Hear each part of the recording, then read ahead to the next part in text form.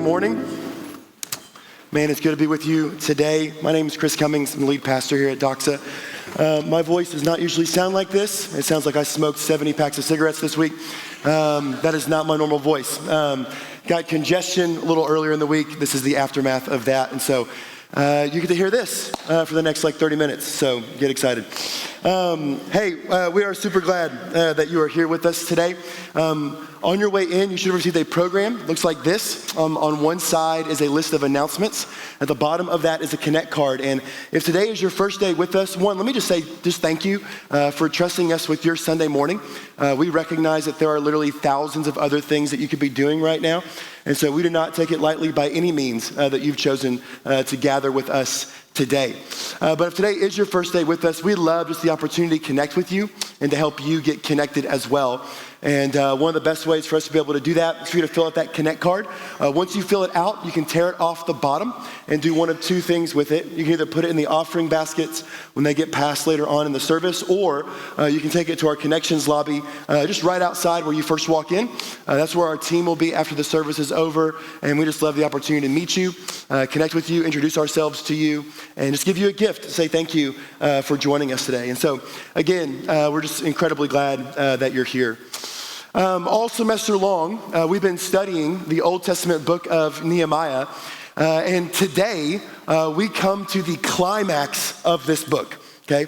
This is what everything has been building towards. From the very beginning. We're not at the end. We'll end Nehemiah next week, so we are only 2 weeks away from ending this whole book together.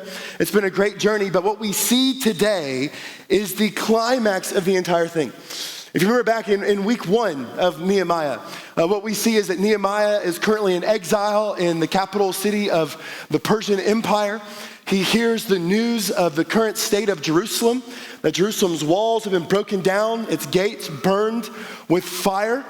And then what happens is, as Nehemiah hears that, God puts within his heart this deep passion and this holy burden to go back to the city of Jerusalem to rebuild the city walls.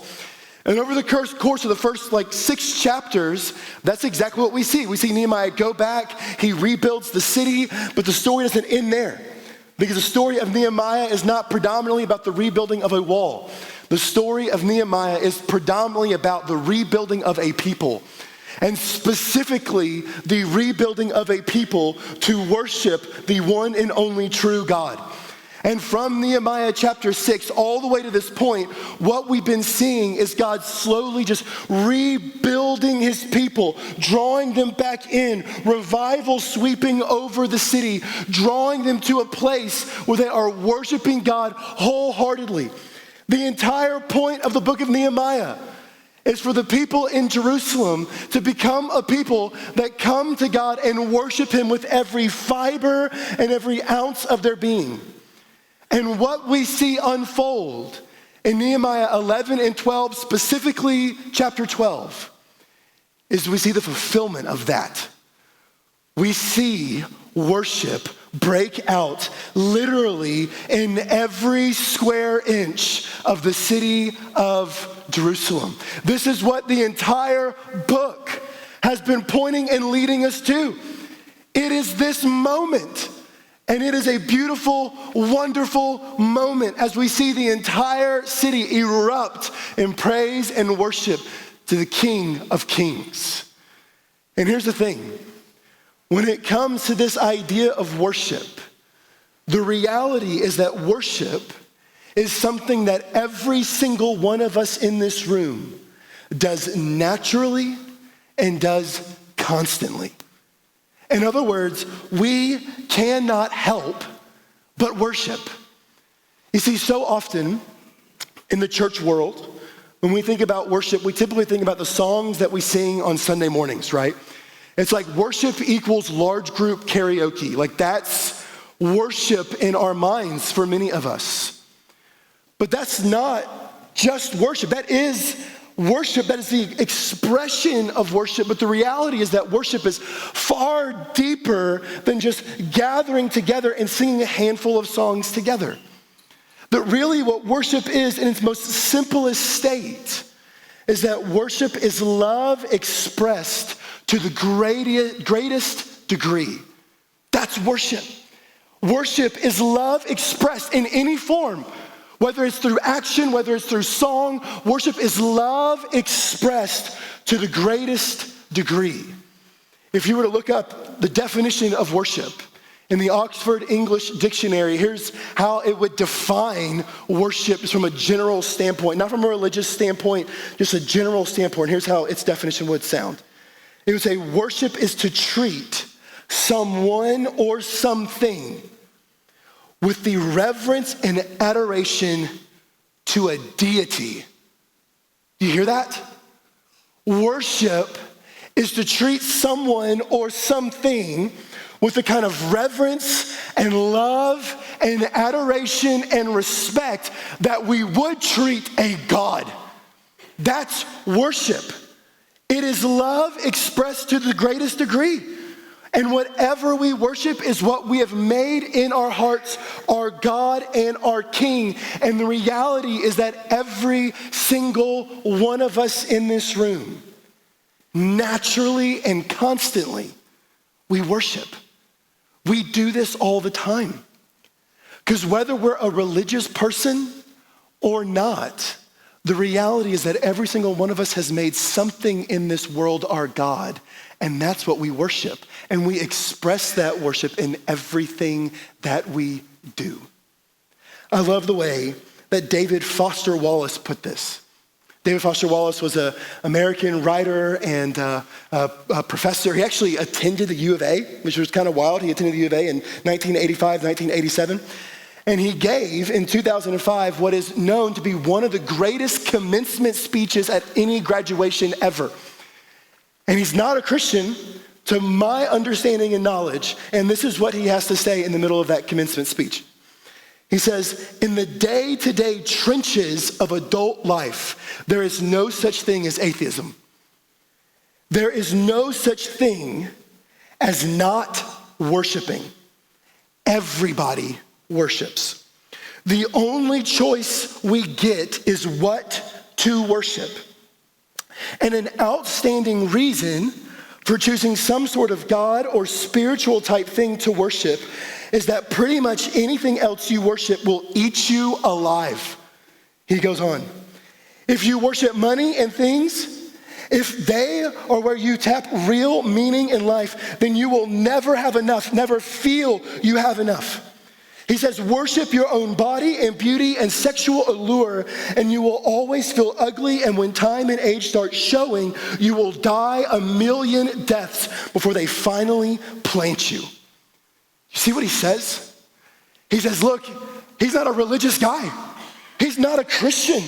And he's like, here's the reality of what I've found, is that everybody worships. We all worship something. And he said the only thing that's even maybe worthy to consider worshiping is some sort of God or spiritual thing, because he rightly says everything else will bury you alive. It will destroy you. And so here's the question today. The question is not whether or not you will worship. The question, the biggest question that every single one of us has to face is, what are you worshiping? What is the thing at the core of your heart that has your mind's attention and your heart's affection? Because whatever that thing is that captivates our mind's attention and stirs our heart's affection, that's what we worship. And here's the thing, what you worship is shaping you. You become what you love most, and what you love most shapes you. Even at the core of our sin. The reason why we sin is because underneath the sin, there is misplaced worship. See, the problem is not just the wrong things that we do. The problem is the wrong things that we worship.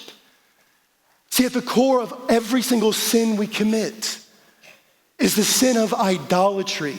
And what is idolatry? Idolatry is worshiping something that's not God as if it were God. It's interesting, Tim Keller, who was an author, pastor, theologian, he picks up on this reality, and he writes this when he talks about idolatry and sin. He says this, he says, the Bible then does not consider idolatry to be one sin among many. Hear that. It's not just one among many, and a rare sin found only among primitive people. Rather, he says, all of our failures to trust God wholly or to live rightly are at the root idolatry, something we make more important than God. There is always a reason for sin. Under our sins are idolatrous desires. What leads us to sin is misplaced worship. At the core of every sin is this reality of idolatry. And so the reality is that for us, yes, we have a sin problem, but even more than that, underneath that, what we really have is a heart problem. We have a worship problem. And what we're gonna see today in the book of Nehemiah is we're gonna see worship take over the city of Jerusalem. And here's my hope and my prayer for us today. My hope is that we will see what it looks like to worship God rightly. And that as we look and see what it means to worship God rightly, that we will find that he is the only thing that is worthy of our worship and worthy of our trust. And that collectively as a church, we will be a church who wholeheartedly worships God in everything that we do. Because worship is inevitably shaping you. And I want the worship of Christ to shape you completely. And so if you have a Bible with you, go and open up to the book of Nehemiah. We're gonna be predominantly looking at Nehemiah chapter 12 together today. We're gonna start in verse 27, okay? So you can go ahead and turn there. If you have a Bible with you, we'll have the verses on the screen behind me. If you don't own a Bible, we'd love to give you one. You can visit our hospitality kiosk before you leave today. Nehemiah 12, we're gonna start in verse 27. I'm gonna go ahead and read a few verses, get us started, and then I'm gonna explain a little bit about what's happened in all of chapter 11 and the first part of chapter 12. So Nehemiah 12, starting in verse 27, here's what it says.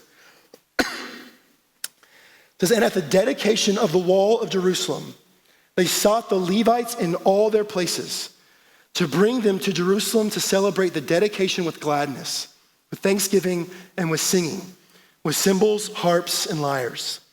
And the sons of the singers gathered together from the districts surrounding Jerusalem and from the villages of the Netophathites, and also from Beth Gilgal and from the region of Geba and Asmaveth. For the singers had built for themselves villages around Jerusalem, and the priests and the Levites purified themselves, and they purified the people and the gates and the wall. What we see in Nehemiah 12 is we see the dedication of the wall of Jerusalem. Now, if you've been following with us in this series for a while, you'll know that the wall of Jerusalem's been built for a minute, right? Like they were done with that project like 5 chapters ago. It's been a while. And so you might be thinking, Chris, why on earth now are they dedicating the wall? Why not do that when you're, done with the wall, right? Well, the reason why is because the dedication is not predominantly about the physicality of the wall itself. It's about what the wall enclosed. In other words, the dedication of the wall was not predominantly about the wall, it was about the city. And you can't dedicate a city until every aspect of the city is done. And one thing that you need to make a city is people. If you don't have people living in a certain geographical location, you don't have a city. And up to this point, there are some people who are living inside the city, but the vast majority of people are living on the outside of the city.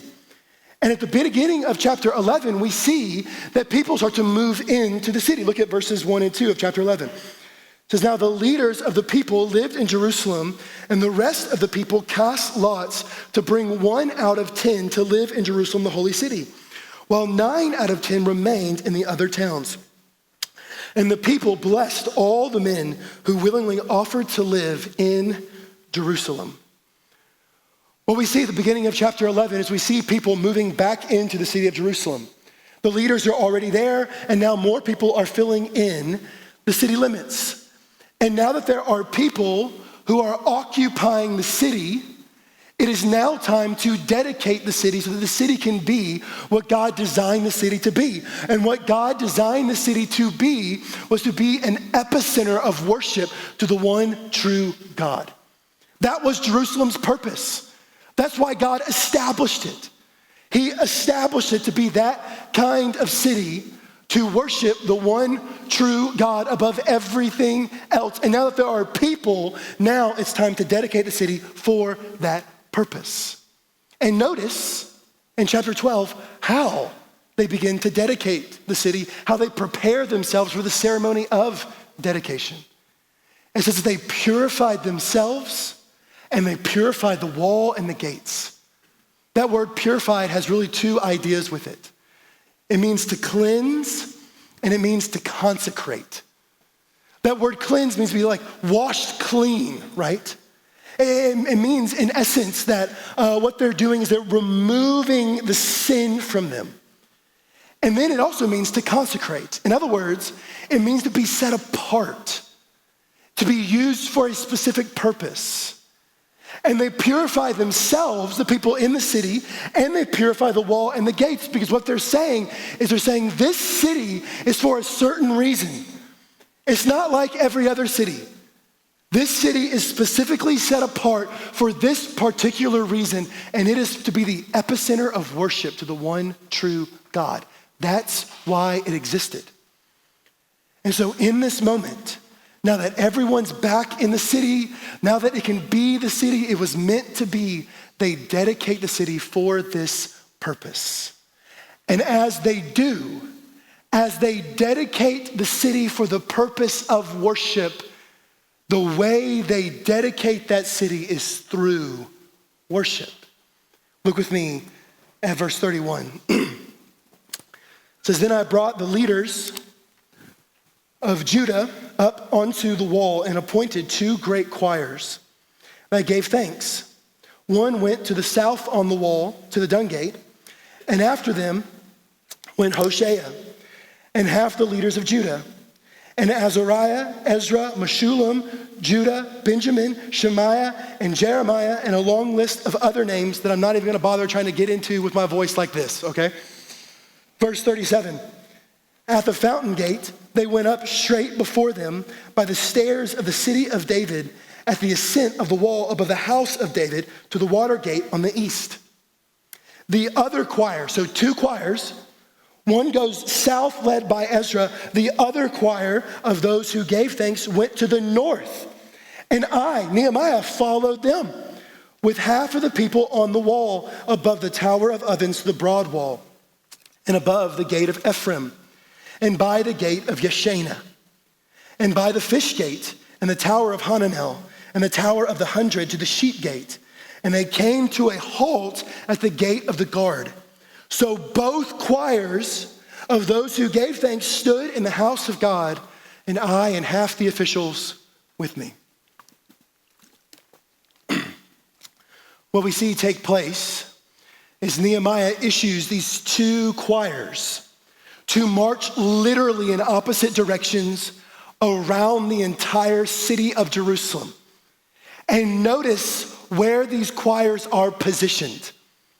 They're positioned on top of the wall, which is a mind-blowing reality, right? Because just think about what was said about the wall back in Nehemiah chapter 4. Remember Tobiah, who when they were building the wall said, hey, even if a fox were to jump on top of that wall, the whole thing would crumble and fall apart. And now we have hundreds, if not thousands of people marching on top of the wall, declaring the faithfulness and goodness of God. How wild and awesome is this? A city that has not been used for worship in decades now has 2 massive choirs going around its edges praising God. And so the picture that we get here is that as these choirs disperse, it's as if every square inch of the city they're dedicating to the Lord. It's like every part of the wall they touch, they're reminded of God's faithfulness. And one step after the other, they're reminded of God's goodness, God's faithfulness, and they dedicate every square inch. The entire city, literally the entire city, erupts in praise. And then notice where these 2 choirs meet. They meet at the house of God. They meet at the temple. And as they meet at the temple, their praise gets even louder. And this right here is where we see the essence of Christian worship. Look with me at verse 43. It says, and they offered great sacrifices. Now that they're at the temple, they offered great sacrifices that day and rejoiced, for God had made them rejoice with great joy. The women and children also rejoiced, and the joy of Jerusalem was heard far away. These two choirs make it back together. They disperse. One goes south, one goes north. They meet up again at the temple of God, and they begin to worship together. And as they worship together, we see some profound things about worship. Specifically, when we worship the God of the Bible. And the first thing that we see is this: when we worship this God, worship strengthens us. I want you to notice who gave them the power and the strength to worship on this day. It says that God made them rejoice with great joy. In other words, their joy was not based on the circumstances. They're not rejoicing simply because the wall is done and people live in the city. They are rejoicing because they are praising a faithful God. And here's the thing, when it comes to Christian worship, the reality is that our worship, our praise is not circumstantial because we worship a God who conquers all things and is authority over all things. He reigns as king over it all. That's our God. And no matter what it is that we are walking through or facing, we have a reason to sing and a reason to praise because we worship a God who has conquered sin and death. The heartbeat of Christian worship is that we can sing loudly with joy, with arms stretched high and tears streaming down our face. Because even when we are in the midst of the darkest valley, we worship a God who is king over everything. That's the essence of Christian worship. It's not based on what we're facing. It's based on what Christ has accomplished and secured for you and for me at the cross and as he rose victoriously from the grave. The essence of Christian worship is that at any given moment, we have a reason to sing and celebrate because our God has conquered the grave. But not only do we see worship strengthen us, but we also see worship unite us. See, these two choirs go off in opposite directions and they come back together. And as they come back together, their voices are united. They're singing the same songs. They're praising the same God. They're united together in the temple. They're united together in worship. And the thing is that yes, worship is in one sense this kind of private thing that happens inside of each of us individually. And yet in another sense, it is a communal thing that we do together. It unites us. You see, one of the beauties of the cross of Jesus Christ is it's the great equalizer. In other words, no one comes into worship boasting. You got nothing to contribute to your salvation except the sin that made it necessary. That's Jonathan Edwards. We don't contribute anything to our salvation. There's no reason for boasting here. We come together beaten, bruised, battered, broken, sinful, and then we come and we worship the same God. It is the equalizer. No one comes into Christian worship boasting. And as we come together in unity, declaring God's glory, here's the thing, we inevitably declare it together so that we're reminded of how wonderful he really is. I love the picture that we get in the book of Isaiah. In Isaiah chapter 6, Isaiah gets this vision where he's in front of the throne room of God. And as he's in the throne room of God, he writes this about what he sees. He says, above him stood the seraphim. Each had 6 wings. With 2 he covered his face, and with 2 he covered his feet, and with 2 he flew. And one called to another and said, "Holy, holy, holy is the Lord of hosts. The whole earth is full of his glory." I want you to notice that as Nehemiah, or as Isaiah sees this vision, as he's before the throne room of God, he sees these angelic beings worshiping God, but notice that they're worshiping together in community. But notice that as they worship the God over all things, they are calling out to each other what he's like. It's almost as if each of these seraphim is reminding each other, hey, isn't he holy? Have you seen how amazing this God is? Man, the whole earth is full of his glory. They are telling each other, holy, holy, holy is this Lord. And so let me just tell you, when you're in the middle of the valley, there's this temptation of just saying, hey, I can't make it to church on a Sunday. And can I just tell you, there's no better place to be than right here, right now. Because when we come together and we sing praises to our God, we are inevitably reminding each other of the holiness of God. And there are moments in our lives where maybe you're walking through it right now and you've just forgotten how great and mighty and majestic this God is. But when you step into communal worship, united together with other people who are broken sinners and needing of grace, you're reminded of the holiness of God like nothing else. This is the best place to be when our hearts are shattered and broken. Far too often I hear people say, man, we're just going through a lot of difficulty. That's why we can't make it to church. And I'm just like, man, this is the best place for you. It's just a reminder when we gather together and worship who it is that we worship. We worship him. It unites us, it strengthens us, and here's the last thing it does. Worship declares God's glory to those that are far away from us. I want you to notice in this verse that as they worship together in Jerusalem, it says this, it says that their praise was heard far off into the distance. Now here's the question, how do they know that? How do you know that? Like they don't have like decibel readers way out there and they're like, oh, we like felt it, you know? How do they know? The only way they could possibly know is if someone who was far off drew near and said, I could hear it. It's the only way. Your worship is one of the greatest evangelistic tools that God gives you. Because here's what it does. Worship declares how worthy of worship our God really is. No one worships when they go through the middle of the valley except for the Christian. Because we've got an anchor that is far stronger than any storm that we face.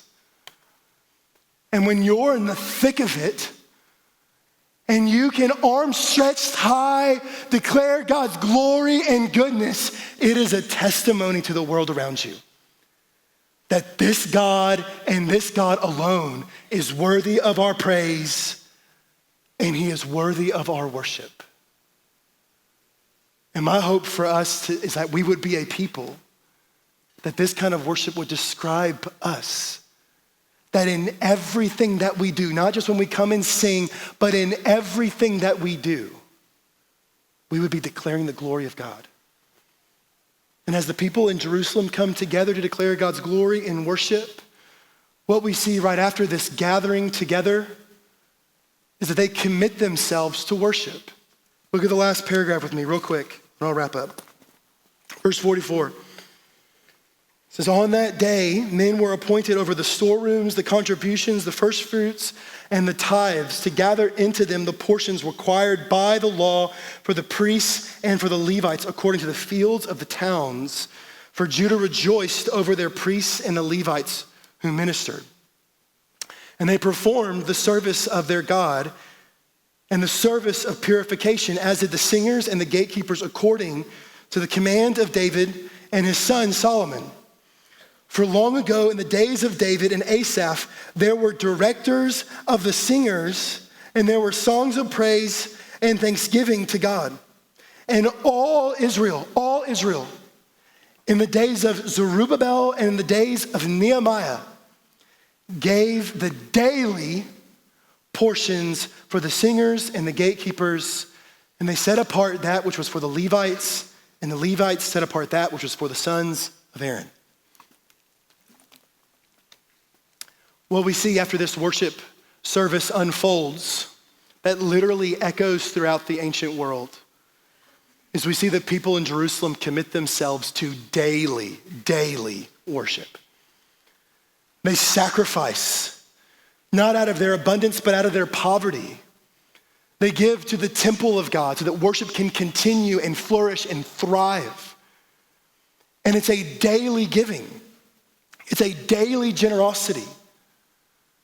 Because worship is not just a thing that we do on Sunday mornings when we gather together for song. Worship is every part of our life. Everything that you do is motivated by what you worship. Every single action is motivated by our affection.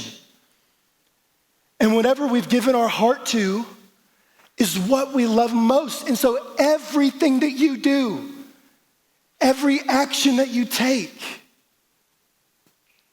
it is motivated by what it is that you worship. And so here's my question.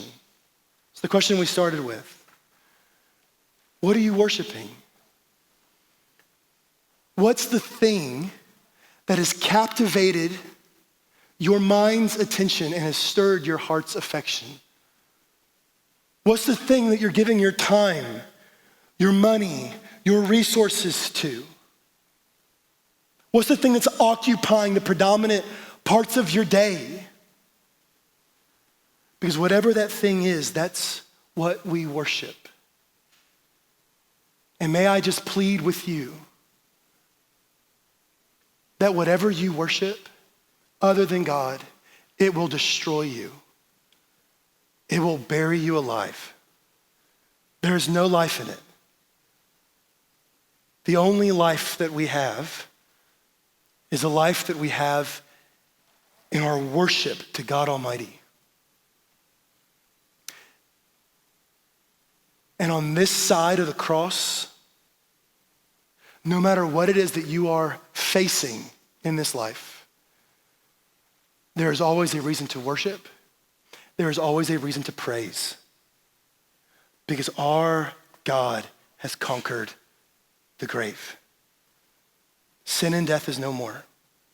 We worship something that reigns eternal. And for all of eternity, we will gather around the throne of grace. And it is him and it is him alone that will worship. And one day, every knee will bow and tongue confess that he is Lord. In other words, that someday, everyone's gonna worship this God. There is life in him alone. And so make him the center of your worship, the center of your affection, the center of your mind's attention. Let me pray.